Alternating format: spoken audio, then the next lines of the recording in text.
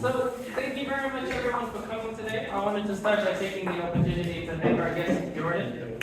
He recently has embarked on a project and starting a phenomenal podcast. It's worth the listen. He goes into a real deep dive when it comes to software development and why we do what we do today. And so I'm really glad that Jordan can come join us and give us his presentation. So a little bit more about ourselves and what Tokyo PM does. We're a small group geared towards product managers, but we also cater to software engineers, developers, UX designers, etc. Those who exist also around product and want to learn a little bit more about what product management is, also maybe how to become a product manager, or if you already are one, how to become a better product manager.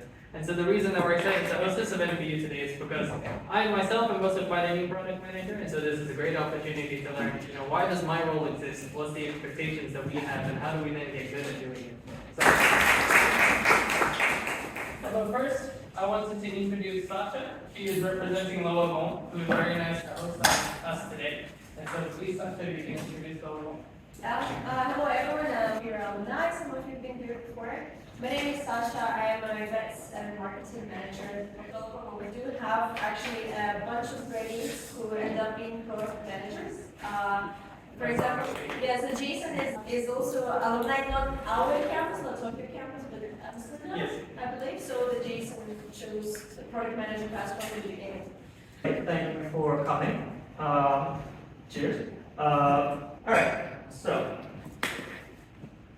today's agenda, I want to cover where do PMs come from, how do we make software kind of before PMs, and how has the modern PM role evolved since around 2000, like I said. A quick bit on me. So I've been a product manager for about 10 years now. Started with my own crappy startup in San Francisco, which is home. Went to China to work on somebody else's crappy startup. And then since then, worked at some real companies, PayPal in America, and then Indeed and Wolt and DoorDash here in Tokyo. And recently I started working on a podcast, and I'll make a little plug for that at the end. Okay, so I think it's fair play to let you know up front what I'm going to say. You can decide if you want to pay attention or not. So the conclusion of this talk is going to be that modern PMs are basically the love child of 1930s soap marketing strategists and 1960s aerospace project managers. And then in the 2000s, we evolved into this weird catch-all, support, executive, do all the things job. That's actually like a relatively recent phenomenon. Along the way, I'll make some secondary points that I encourage folks to keep in mind, since I know a lot of us are thinking about what's like the right way to do the job. Everybody's improvising and always has been. There is no right way to do the job. We're all just faking it. Every methodology has some rational basis, even the ones that we like to talk a lot of smack about. Every methodology sucks, but some of them suck more than others. Steve, I'm looking at you. And importantly, like there is no one true agile. Thought a little bit of history of that, like that's just not a thing. Okay, so where do product managers come from? Well, one of the questions is like, what is product management to kind of frame this? And I'm sorry, I'm doing like, what does the dictionary say? This is what Wikipedia says product management is, but I think it's helpful for pointing out kind of the silliness of our jobs. Like, product management is the business process of planning, developing, launching, and managing a product or service. So product management is managing a product. And if folks are working product managers, you've probably had the experience of feeling like, oh, my job is like all the things. That's quite true. Actually, that would be helpful. Quick show of hands, who is a working product manager now? Okay, software engineer? Cool. Project manager? Other, cool. Other folks I'm curious to learn, tell me later. So this is what we're purportedly doing. This is what I think our family tree looks like. So on the right side, we have project management, which really goes back to time immemorial. Like, the ancient pyramids had project managers. And like I really tried to do some research. I was like, I want to tell a story of how project management started. And it really is like, there was a guy with pharaohs or something. Like, it goes all the way back. So project managers, I love you, you're great. You'll outlive us all. On the other side are some of the marketing heritage of product management. And that was brand managers, which started in 1931. I'll talk about those in a second. They evolved into pre-software product managers in the 1960s, 1970s. And then from there, around 2000, project management and product management kind of cross-pollinated creating the modern product manager, as well as the product owner and the Scrum Master, which come out of the Scrum tradition. I'll touch on that. Most have a much more specific origin. 1995, there was a moment, there was a paper. Product management, much fuzzier, evolving field. All right, so let's start with brand management. Our grandfather, so to speak, is Neil McElroy, who was really a formative figure in modern marketing. He was at Procter & Gamble, where he joined as his first job as a new grad after Harvard in the 1920s. He quickly rises up the ranks, becomes an executive, eventually becomes CEO, and he leaves Procter & Gamble to go work for the US Department of Defense, be Secretary of Defense under President Eisenhower. 1957-59, these are some of the toughest years of the Cold War, the most like, oh my God, is the world going to destroy itself?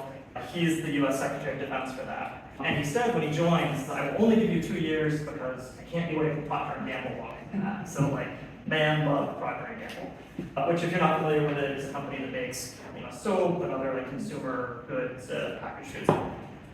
Also like, my life ambition is to have anyone draw an image of me that's like this, right? Like that's a lifetime achievement, having an image of you like that, let alone on one of the nation's biggest magazines.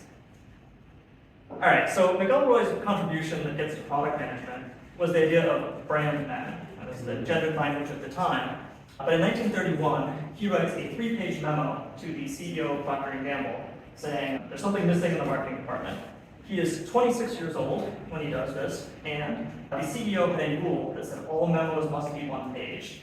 He says, F that, he writes a 3-page memo, straight to the CEO, he's just like a lowly recent new grad, and he says, the problem is that our business is too siloed by function.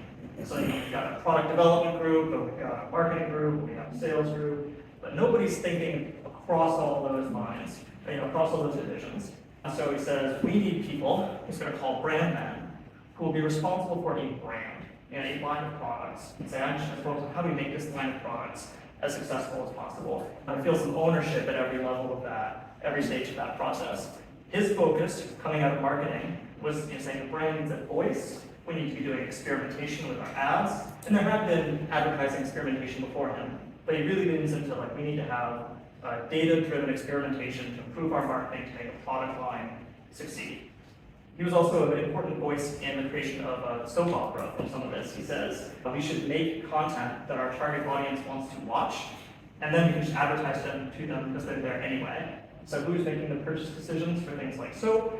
It's stay-at-home moms in the 1950s, they're earlier 30s, they'll see the radio, 50s, they're starting to watch television. Let's make programs they want to watch, and then we stick the soap commercials in there. So he's really thinking, how do we be much more strategic about our marketing to make our product succeed? Cool. So this evolves, this idea of brand management, and the language changes from brand manager to product manager, sort of a slow slide from the 1950s. By the time you get to the 1960s, product management is a thing, product manager is a thing, but it's really this like marketing-focused role. I have a sense of ownership over the product, but it's really coming from marketing first place. So product management is this marketing business strategy function. This diagram from a 1971 book sort of shows how the industry thought about what a product manager's job was. And so you can see there's these 6 disciplines they call part the hexagram of product management. Product planning, coordination, forecasting, profit, and market. So compared to today, you can see there's a lot more like financial focus than most of us have, right? If you're a PM, you think a little bit about the money stuff, but here it's clearly a really key part of the story. You also see product is there, but it's in a pretty different sense than today. So the idea in this time is that product means, you're a business person, you go down to the lab and the chemists are working on new kinds of soap, and you say, hey, I think there's a market opportunity for soap that's tough on grease but works on cast iron pans, because that's really popular in our geography, and there's a lot of cast iron pans there, we need a soap that's good for that. So you're gonna go down and tell the product people that, but you're not gonna get in the trenches with them. You're not gonna put on your lab coat and do chemistry with them. That's the thought of what a product manager's job was, circa 1971. Now let's come over to what's happening on computing and the project manager side. So modern computers, all computers, start in the 1940s, primarily in the Allied countries, Britain, the United States. And it's really coming out of World War II. The Brits are thinking about this primarily for code breaking. The Americans are thinking about artillery trajectories. You know, we're going to fire our cannons at the other guy. We want to be able to know how to hit our target successfully. So early computers really focused on this.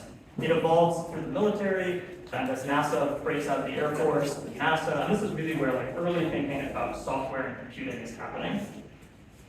And so in this space, there aren't products. You know, you're not going to sell code breaking equipment. You're not going to sell artillery, a solution, like ballistic solution finders. But there are projects, right? We're going to solve this problem. There are a lot of resources. We're going to fix it. And so there's a lot of projects, and a lot of project management. And this actually creates the team structure that most of us work under. A really important project this time is the Polaris missile program. And the idea of Polaris was in the 1950s, 1956 when the program starts, the United States is really worried that we are lagging behind the Soviet Union in missiles. That they've got more nuclear weapons, they've got better nuclear weapons, they're going to win, we're all going to die. This is a very serious problem. This is called the missile gap. Now it turns out, as a historical fact, it wasn't true. Like the US had an advantage the entire time. But we believed that we did. And so there was a lot of concern. And the thought was, well, if we put missiles on submarines, and we can launch from submarines are basically untrackable, like we're safe. Even if they attack us first, we get a bunch of nukes on submarines, we can hit them back, mutually assured destruction, we'll all be safe. So putting missiles on submarines becomes super important, super high priority. You can have all the money you need to get the job done, but you gotta do it fast, because this is life and death. And this leads to some innovations. Previously, in a project like this, it would have gone through lots of separate contractors, right? You would have had one company do the tail fin design, one team do the warhead part, one team do this, one team do that. And what they say is that's too slow, we can't afford that. So what we're gonna do is pull in a pool of engineers who we're gonna keep throughout this project. So instead of saying, each company gets ferreted out one part of it, pool your engineers, put them into one space. We're gonna shift those engineers around to different projects as part of this overall project and parts of it. And that creates a structure that looks like this, which is called matrix management. So here you can see you've got lots of engineers. They belong to different divisions, or different disciplines, different functions. And they also belong to different projects. And the thought here is that each engineer actually has two managers, like real, actual, decision-making managers. You've got, if you're an electrical engineer, the head of electrical engineering is responsible for making sure you're delivering excellent engineering. And that's that's what they're there to do. And then the project manager is there to say, overall, is this coming together to solve the problem? Are we making our part of this system work? And then the project managers all roll up to an overall program manager. So this is called matrix management. And this is how we get the cross-functional team. That's kind of almost all working today, probably. This wasn't, again, this is one of those weird things, kids just think this stuff always existed. That wasn't a thing before late 1950s when they do this. Turns out the project works. It is very fast. They deliver years ahead of schedule. They deliver technically under budget, but their budget was infinity, so it didn't matter. But they delivered ahead of time. And so this became very cool. This is oh wow, the military did something fast and effective. We're all really excited about this. And so these ideas percolate out. And one of the places that they go after the military is the Digital Equipment Corporation. And DEC is, we'll touch on in a minute, doesn't really exist anymore. But in the 1960s, 1970s, 1980s, this was hot. And this was Apple. This was just the coolest company to be at because they were really at the cutting edge. They were doing cool things with tech. They were miniaturizing.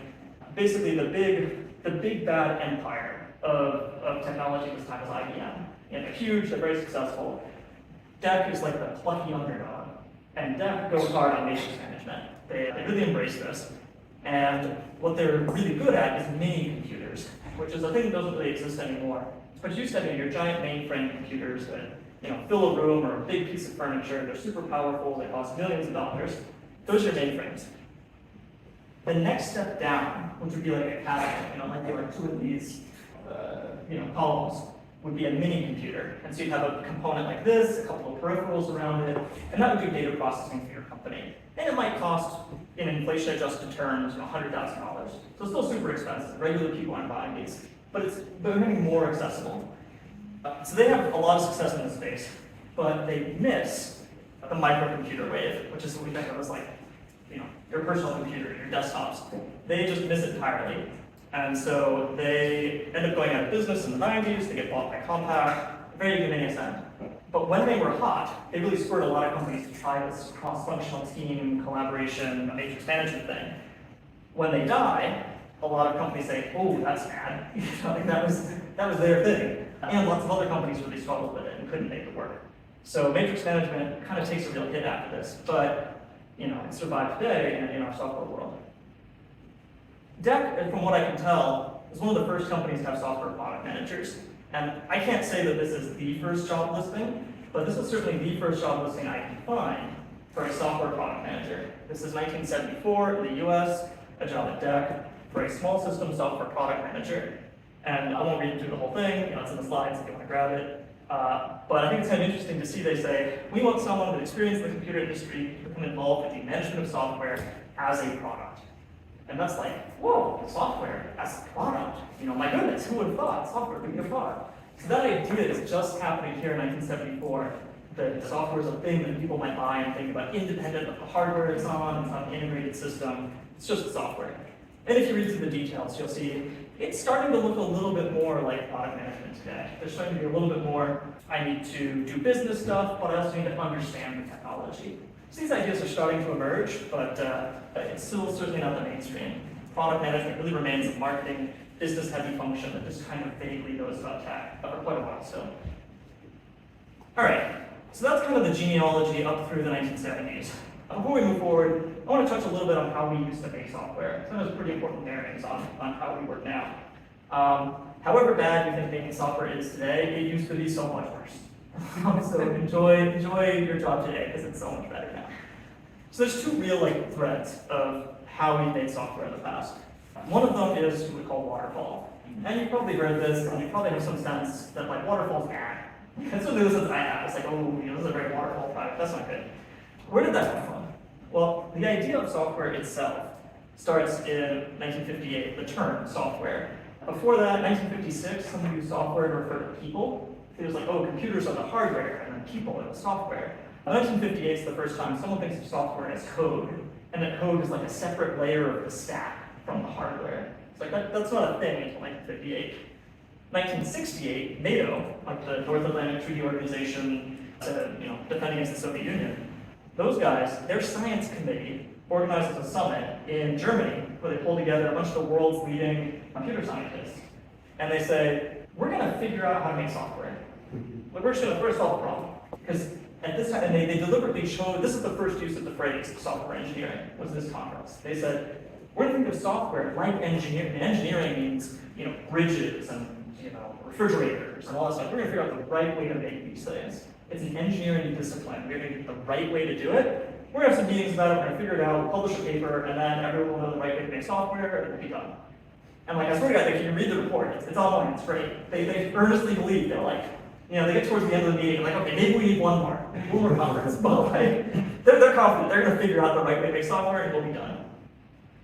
1970 is when we get a canonical version of what we call waterfall now. And this is a guy named Winston Royce. He's a leader at a defense contractor in the US. And he writes a paper, which I'll go into a little detail in a minute, saying, this is how we make software now, this is the right way to make it.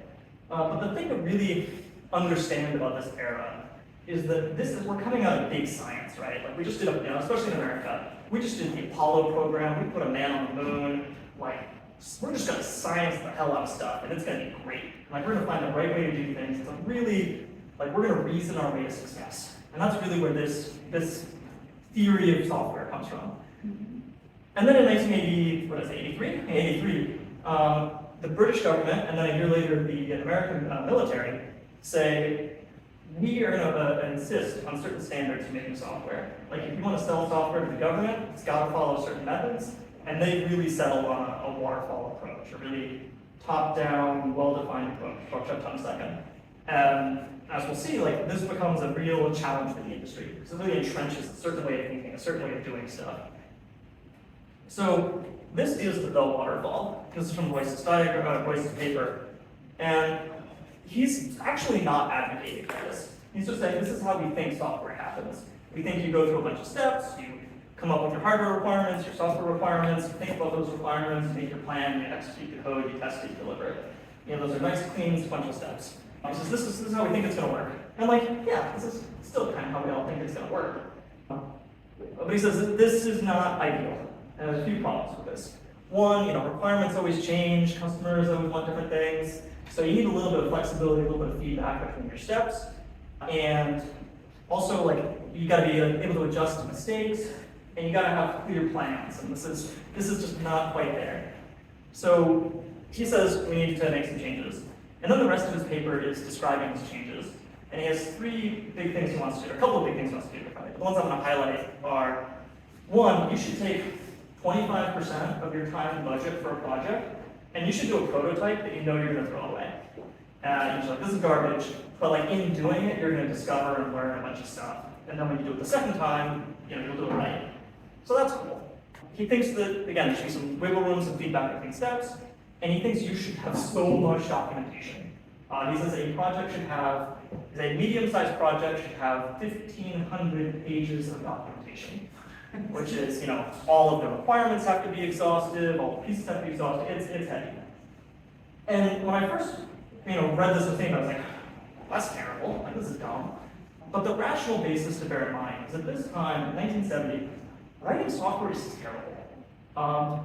You don't have a monitor. Like the idea that just like, oh, you're gonna like have your computer, your monitor, you write code. That's not a thing then. When you were doing code, you were printing it out. Like you would type on a keyboard, and it would print out on paper, and you would review the paper and see if it was what you wanted to do. There was no version control, right? There's no Git, anything like that. Version control doesn't happen until 1977, and even then it wasn't widely available. So like, software's hard and crappy and terrible. So you have to really plan the hell out of it if you're gonna do it. So that's this area. So his improved plan to handle it is you should do this. You should do this, and then you're gonna make good software. And I will spare you walking through this, but it's a lot. You gotta write a lot of documents, you go through a lot of steps, you throw some stuff away. If we just do this, we're gonna make good software. So the idea, like the key idea here is that like this is a knowable, definable process. It might be complicated, but we're gonna identify the right process, we're gonna do it, and it'll be done, it'll be great. All right, so what's the alternative? So the alternative approach is iterative and incremental development. This has its own history that dates back even earlier than this, but I'll start the story in 1959 with a NASA rocket plane. This is a rocket that you stick as basically like where you put the missile under the wing of a B-52 bomber.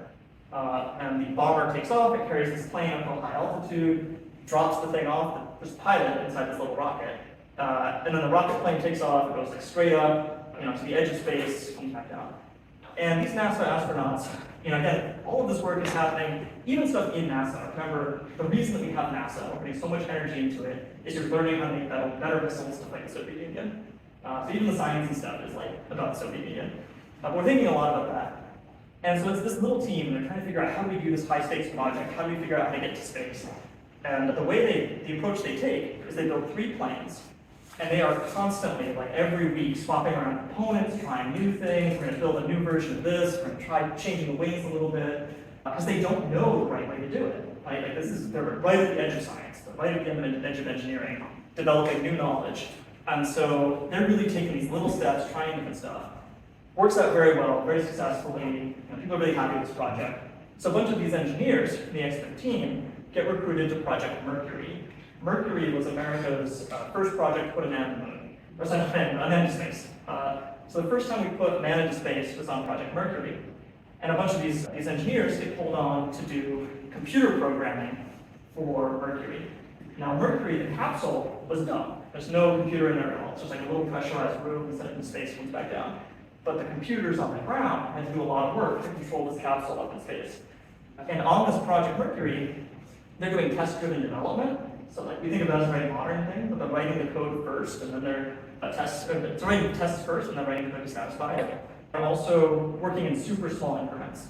So like they are saying, okay, this is the code I'm going to write for the next 3 hours. And like that's like the level of project that maybe there's a couple hours, and I'm going to submit this code for review. So they're really taking bite-sized pieces. A lot of these folks from Project Mercury go on to IBM's Federal Services Division, which was the part of IBM selling software to the US government and to the US military. So they're doing like submarine guidance systems, they're doing space shuttle, and this is really where a lot of these like iterative incremental ideas mature through the 1970s. And then finally in 1986, the kind of crowning moment for this comes not from software but from hardware, where two Japanese academics, Takeuchi and Nonaka, I forget their personal names, but they read a paper called the New Development Game, or it's like New Product Development Game. And what they're saying basically is, we've been looking at these hardware projects in Japan. There's a car made by Honda, it was some cameras made by Canon, a photocopier from Fuji, saying these projects are being really successful by having what we're calling a rugby approach, which is where cross-disciplinary team, cross-functional teams are all physically together in one room.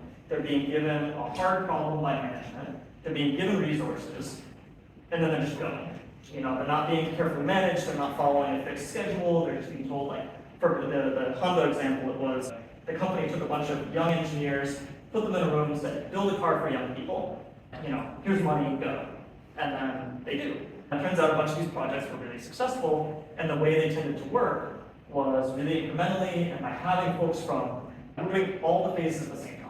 So you had people doing market research and prototyping and electrical design, and all of these things are happening at once with people in the same space talking to each other. They're saying, oh, this is really great, we're getting all this good feedback, cool things are happening. So this keeps building. And they're calling this the rugby approach, because it's like people from all these teams all want the ball. And so everybody's kind of trying to get on the project, trying to work on it. Well, it turns out in rugby, the name for that formation, where lots of people are trying to get the ball, is called a scrum, which is probably a familiar term. So in 1995, Ken Schwaber and Jeff Sutherland write a paper and then later books advocating what they call a scrum methodology for making software. And here what they're saying is you've got a small team, talented people, and what they're going to do is they're going to work in iterations. So instead of this whole waterfall, design the whole thing and spend 2 years building it, work in 30-day sprints. Every day in the morning, get together, talk about what you did yesterday, what you're going to do, plan your sprint every month, do some demos, do some retros, get how you can work better, and this is going to be a better way to work. They hate project managers. Sorry, project managers in the room, I love you, but they decided that project management is this really controlling bad thing. We want engineers to be emancipated and free, and engineers should figure out what they're doing. So to support engineers, instead of product managers, we should have, or project managers, we should have a scrum master who cares about the process. Like, are we doing things the right way? Are we having the right meetings? Are we working the right way? And a product owner. And the product owner's job is to be voice of customer. So like they're in the room, they understand what the customer wants, they can answer questions, hey, should we do it like this, should we do it like that, what's the trade-off? That's what your product owner's there to do. So that's Scrum. And they're directly pulling off of New Product Development Game, that's where they get the name. A couple years later, we get extreme programming. This guy named Kent Beck, and this is kind of a sidekick. Their idea is, we're going to take all the good stuff from engineering, and we're just going to max it out. We're going to take it all to 11. So if writing tests is good, we should actually write tests first. So there's always tests for everything. If code reviews are good, having another engineer looking at codes is good, we're going to work in pairs. So that by definition, another engineer has seen all the code all the time. So we're going to take all the good stuff, we're going to crank it to 11. And one of their big ideas was get the customer in the room. And this is actually the customer. Like you should actually have a customer sitting next to you at the table saying, I like this, I don't like that, etc. So you're probably seeing some of these ideas and where they're evolving to, and of course the place that these things evolve to is Agile, which you've probably heard of. Agile is this big moment in industry software development. I'll take a minute on that, and then we'll cut back how this affects product management. So February 20th, 2001, a group of 17 software folks get together in Snowbird, a ski resort in Utah, to talk about how to make software better. And these were the founders of Scrum, the founders of XP, the founders of a few other related movements, all get together and say, how are we going to make software better? They come out of this with a thing called the Agile Manifesto, which is a short document, 12 supporting principles, which are just, work shouldn't suck. They're really generic. These are not detailed. Well, this is very short. And they have an organization called the Agile Alliance, considered the hardest thing. If you've never, you've heard of the Agile Manifesto, Agile, that's the thing. This is the entire manifesto. It is 68 words, and the core of it is just that we think Individuals and interactions are more important than processing tools. Working software is more important than documentation. Customer collaboration is more important than contracts. Responding to change is more important than following a plan. And like, that's it. Like, there's no like second page. So like, I was like, oh, agile, that's like a pig. Like that's all. And so you can look at this and you can say, you know, is it like groundbreaking and super important? Well, in some ways. Remember I just said like the US government, the British government, they had standards saying like, if you made software this way, you couldn't sell it to the government. That wasn't reliable. You needed plans and waterfalls and structures. So maybe this is super important. And here we are 20 years later, and we all talk about agile all the time. On the one hand, it's kind of trivial. Like, oh, you should listen to your customers. And like, oh, work shouldn't suck. Okay. And it's also kind of opportunistic.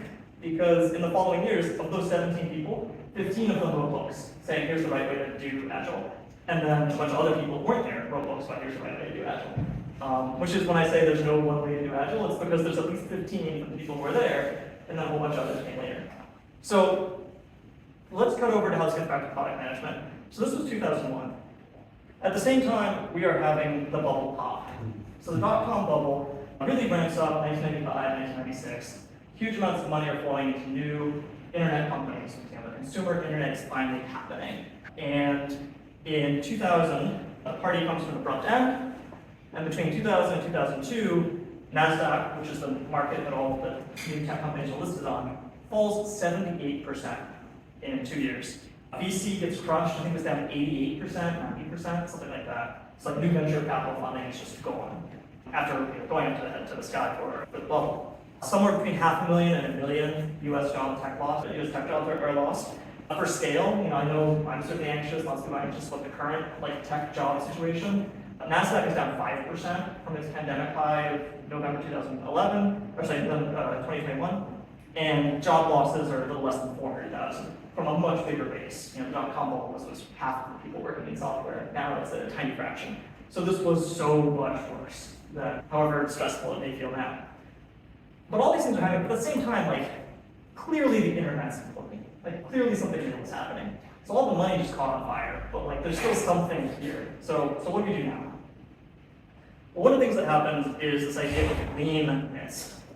So Lean Software is a Lean Software Development and Agile Toolkit. It's a book by Mary and Tom Poppendick, who were consultants, published in 2003. And basically what they did is they took the Toyota production system, which I won't cover, but it's cool, we should learn about it. And they said, what if we do that? We get rid of the pesky part about labor unions and employment rights and all that's essential to the whole story. We'll just forget about that. And then we'll add some Agile. And we'll say, hey, look, we'll make it about computers, and that's Lean Software. So this book comes out in 2003, it's a big deal. If you're ever what's the whole Agile Lean relationship? Lean is a flavor of Agile. Agile's the umbrella, Lean's a particular sort of theory of the book. A couple years later, 2005, we get the idea of product market fit. And this is where the business side starts coming in. People are saying, well, why did the dot-com bubble happen? What went wrong? And there's a bunch of financial factors, but one of the factors was people were building stuff without really thinking if there was a market for it. You hear about the pets.com, those kind of web fans, were there actually people who were going to pay for this stuff? Is that real? They weren't thinking about that very much. And so Mark Andreessen, gives us the idea through a product market fit. He attributes it to Andy Ratcliffe, who is another CEO. But he says native product market fit is that basically what Rockwell's claim was that the number one killer of companies was a lack of market. Didn't matter if your team was great, didn't matter if your product was great, there wasn't a market, nothing else matters. So he says the only thing that matters is getting product market fit, and product market fit means being in a good market with a product that can satisfy the market. So this idea becomes really important. 2007, Steve Blank writes a book called 4 Steps to the Epiphany. His big idea is don't build your product. That's not the first thing. The first thing is finding customers, getting people to agree, if you build this thing, I'd be so excited, I'd pay you money, I'll give you money now if you build it for me. Find those really enthusiastic people, and he calls this his customer development methodology. So instead of product development, start with customer development, do product later. And then for the final maturation of this was Eric Ries, who was one of the editors, was a student under Blank and then an editor of this book, who writes the book Lean Startup, which is all about, okay, let's start companies around this premise. And he doesn't create the idea of MVP, but he really popularizes the idea of MVP. If you're anything like me, you hate those letters, and I'm going to justify that hatred for you. So the idea of MVP comes from 2001, a business consultant named Frank Robinson, is a consultant for big companies, General Electric, these big guys, when they want to start a new line of business. And their question is, I'm the CEO of GE, I want to get into a new business, how much should I invest? And Robinson says, oh, well, you can do some math, you can do this thing. And what you're looking for is the sweet spot of reward to risk ratio. So if you think you invest this much, how much reward can you get? If you invest that much, how much reward can you get? And that sweet spot is called an MVP, a minimum viable product. Reese takes this, he applies it to software, but then he kind of just says an MVP is whatever you want it to be. He literally says like, an MVP is the thing that proves that customers want your product. So some examples feel kind of real. Goes with Zappos, the shoe store. He says it's MVP was the guy goes to a real shoe store, takes pictures of the shoes, puts them on his website, and then says, you can buy the shoes from me. And when someone places an order, he goes to the shoe store, he buys it. Here, then he goes to like Dropbox. He says Dropbox's MVP was a video, which was like a mock-up. Like if I could build this thing, same files. So that's an MVP. So MVP doesn't mean anything, don't take it seriously. But this is an evolution of these ideas that have become really powerful. Same time, wrapping up here, quants, right? This idea that everything can be quantified. Comes out of technologies from post-2000, especially Hadoop. Hadoop gives us the ability to process lots of data in parallel, making data analysis much more possible. Combined with JavaScript logging, what users are doing on your page, suddenly we can A/B test everything. So this is another new technology that emerges post-2000s, gives a lot of capabilities. And finally, project management really goes through a decline in the 2000s. There's a secular shift from projects to products. Products become much more common. These emphasis of ascendant methodologies like Agile, continuous iteration, no finish date, really makes it tough for project management to lead. And then lastly, in 2001, Google fires all of the project managers in engineering. Basically, not for like a particularly good reason, but basically because Larry Page felt like they were getting in the way of him telling engineers what to do. He's like, well, there's project managers, they sometimes disagree with me. I don't like that. So fire the project managers, hire a set of product managers who report to Page, make sure that they'll do what they want. And honestly, like a big part of the story of software in the last 20 years is see what Google does and copy it. And so I think that's probably a factor in the story as well. So when you put these pieces together, we see that in the 2000s, there's just a lot more stuff to do that isn't writing code, but also isn't like marketing, right? There's like, okay, what exactly, we're gonna define the product, you need to do that before you start engineering, you need to do a lot more analysis, and all of these pieces need somewhere to go. And project managers have kind of lost their shine, but these also call for a skill set that a lot of engineers don't really have, and don't really want to be doing. And so I think this is really what creates product managers in the modern sense. We took the old marketing role that was kind of slowly moving towards more product stuff, whereas there was all these jobs to be done, these are the people that do it. Note that we don't show up in any of the methodologies. Like the Agile Manifesto, Lean Software Development, there are no product managers in any of those stories. The first of the books that I've talked about that mentions us is Eric Ries's Lean Startup, which was 2011. So we're a very recent thing, and we're really improvising our jobs, and we're kind of getting shoehorned in to solve different problems.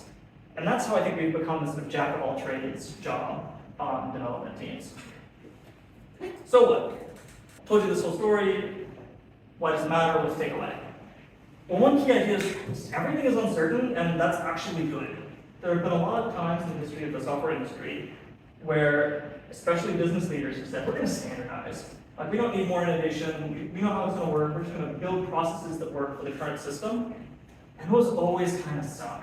Like, they take all the fun parts out of the job and they make it a really repetitive grind. So it's actually great for us that things are uncertain and things are changing. The job has changed a lot. I really encourage you to embrace the uncertainty because it hasn't been stable. The things you do now are not things PMs were doing 10 years ago, 15 years ago, 20 years ago. That's good. Keep embracing the new stuff. And like I said, there is no one right way. There might be some way that's optimal at this moment in time in this exact context, but the context is changing. Moore's law is happening, the business is changing. So I really encourage, don't get caught up in what's the right way, figure out a good way. And don't buy anything that someone else is selling you because they're probably a consultant. Two last questions.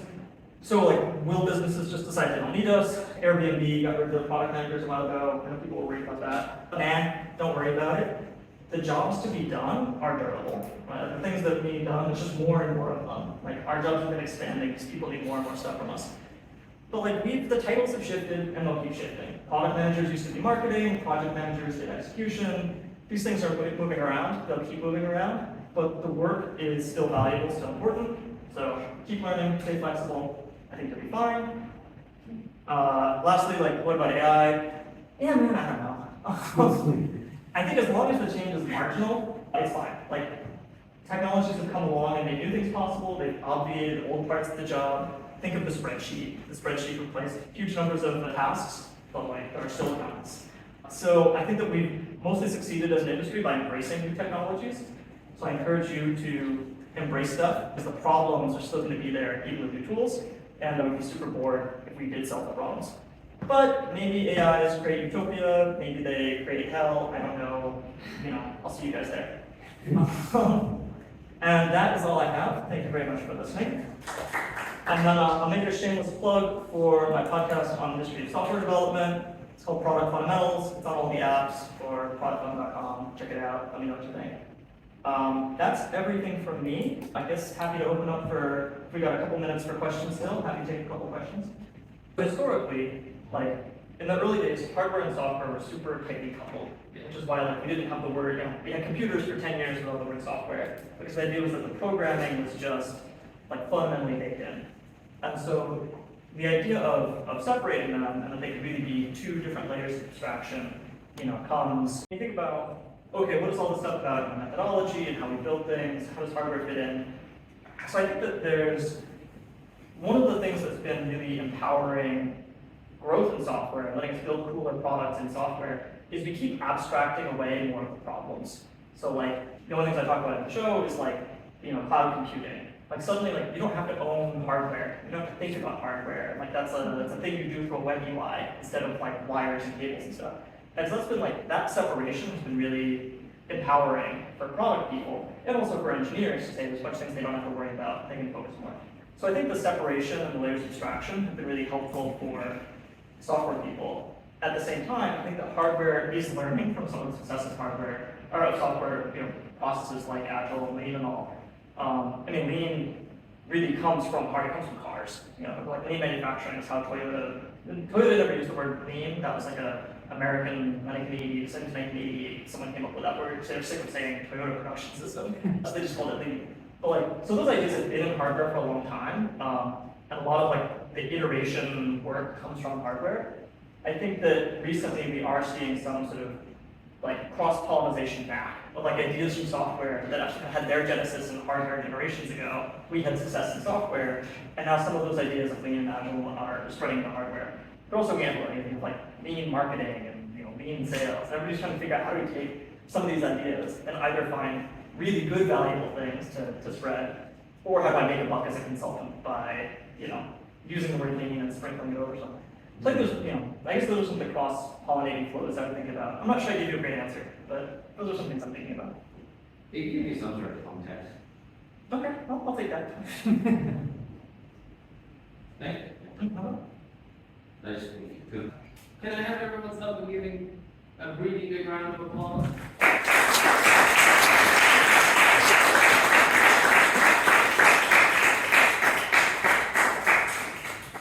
Well, it went a little bit longer than expected, so our sort of conversational time is cut a little bit short. Quite a bit short. But I just wanted to take the opportunity to thank Jordan. He put quite a lot of effort into this. Do like from the bottom of our podcast, we want a little bit more context about software development. It is very eye-opening, especially for those who don't have experience. And so hopefully he writes a book and we will get it. Thank you very much, Jordan.